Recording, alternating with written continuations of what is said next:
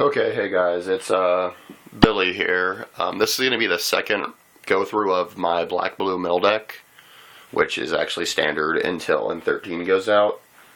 The first video, if you've seen it, the audio kind of cut out about halfway through it, so I'm giving it another shot. Okay, what you see here is the basic deck. It's a 60 card deck, and it is, like I said, a mill deck. It has a couple of different win conditions. You have option 1, you can actually do direct damage with this. I've built it to be able to do a little bit of damage itself. There's not a whole bunch of creatures, but the ones that there are rather powerful. You have 4 White of Precinct 6s, which if you don't know what White of Precinct 6 is, White of Precinct 6 is 1 black and 1 colorless to play. It's a zombie from Gatecrash. It's an uncommon. It's a 1/1 that gets +1/+1 for each creature card in your opponent's graveyards. So, the more people you're facing, the more milling you do, the more powerful he is.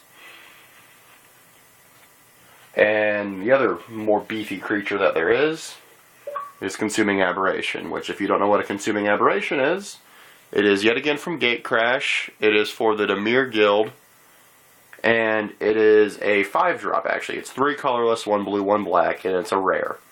But its power and toughness, as you can see by those little stars, are indicated by something special.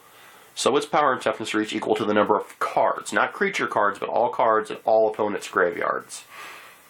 More people, more milling, more powerful. But each time that you cast a spell with him out, somebody has to mill, or each opponent has to mill through till they hit a land, as long as he's out, and then that spell happens. So, I mean, that's only 7 total creatures that can do that much damage, but there's also 2 Duskmantle Guild Mages, which, they're just the Dimir Guild Mage. They're kind of in there for added taste. Just a little bit of boredom, I guess. They're 2/2, 1 black, 1 blue, so they're 2/2 drop, that's not bad. He has an ability that's colorless, and then 1 blue, 1 black, and whenever a card is put into an opponent's graveyard from anywhere this turn, that player loses 1 life. It's nice for a mill deck.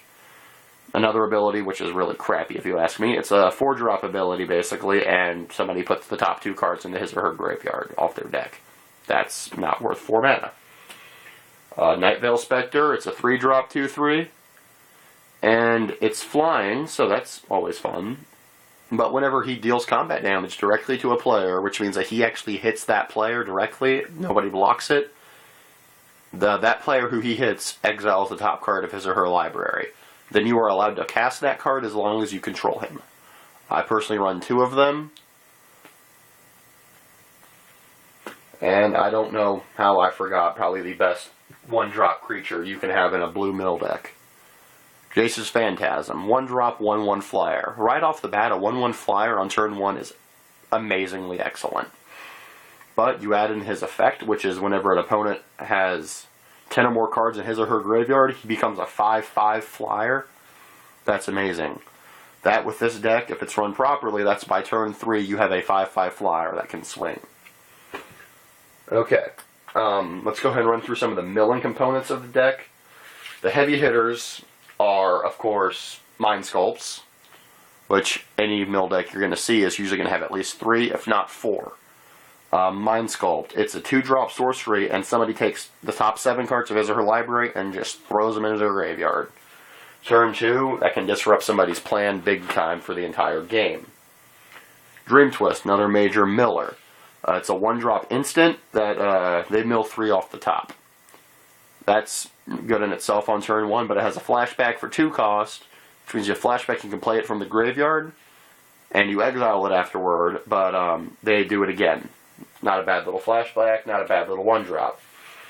Another big miller is Increasing Confusion. It's 1 blue and then X colorless mana, and target player mills off X. Then it has the flashback, which is 1X and then 1 blue, so it's the exact same cost, but it's double what X is instead of just what X is. Mind Grind, another great little mill card. And when I say great little mill card, I mean it's absolutely devastating once you get at least, 4 or 5 mana out. It's 1 blue, 1 black, and 1 X, or as many X as you want, I guess. Each opponent mills until they hit X lands. Each opponent. That in itself is not bad. If you're milling everybody that you're facing, that's good, even if it's just a couple of cards. Mind Grind, though, you mill until you hit that many lands. So if you mill through to hit 3 lands, that's probably going to be at least, you know, if they have a nice, if they're getting lucky with their mana pulling, I guess it's only 3 lands off. But still, 3 lands, especially early in game, which I guess turn 5 isn't super early, but early in game, 3 lands in the graveyard is going to screw somebody over. There's a very minimal amount of control, and when I say minimal, I mean there's a total of 5 spells in here that are for control. 2 murders, which it's a 3-drop instant, and it kills something. That's all. And then Grisly Spectacle. It's a 4-drop murder, but as well as killing something, they mill through for that card's power. Or actually, yes, it's power, my bad. So if you kill a 5/5, they kill it, this card kills it, and then for the 1 extra mana, instead of just murdering it, you're milling off 5 cards. Also, my bad, another heavy miller is Jace the Memory Adept, which, oh my god, I'm going to be so sad whenever he goes out of rotation in the summer. He's a 5-drop planeswalker, so he's a heavy cost. He comes in with 4 loyalty counters. You can +1 him, and you draw a card, and somebody takes the top card of his or her library and mills it away. So +1, you draw 1, somebody mills 1. Okay. -7. Any number of target players each draw 20 cards. Holy crap, that's insane, right? Yeah. It can't get any better. No, wrong. You can use 0 loyalty counters, which I don't know if you're that familiar with planeswalkers. If they run out of loyalty counters, they die. They come in with a certain amount, and you can use abilities to either add or subtract them. Jace is the only one I've seen with a 0, other than the new Gideon, which is a piece of crap. Unless you know how to use it. But Jace is 0 if somebody mills off 10 cards. If you're milling off 10 cards in 1 turn, no matter what, you're kicking ass. Pardon my French. But, like I said, there's a couple different win conditions with the deck. You have the direct damage, you have the mill, and then you have a very, very rare one, which I like to use because it's funny. I only run 2 Essence Harvests, but if you tap the 3 to Essence Harvest, target player loses X life, and you gain X life, where X is the greatest power among the creatures that you control. So if you have out a Consuming Aberration or White of Precinct 6, and they're beefed up in Essence Harvest, you have the potential to end the game like that. It's kind of a crappy way to win, but it's funny. But, yeah. There's the deck, I guess. Want a closer look? You can see my lands that I'm running. I'm running a 4 Drowned Catacombs, 2 Transguild Promenades that are nice to be used with Night Veil Spectre. I'm running 2 Watery Graves, which are blue-black lands.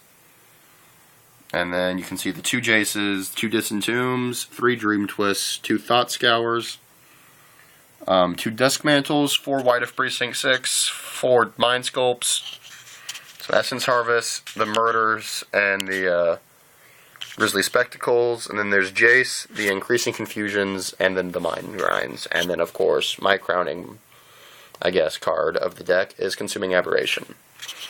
But all in all, I mean, I haven't gotten the chance to play it in a tournament yet. I'm actually doing that this Friday. I'll upload another video on Friday to kind of go over how the tournament went.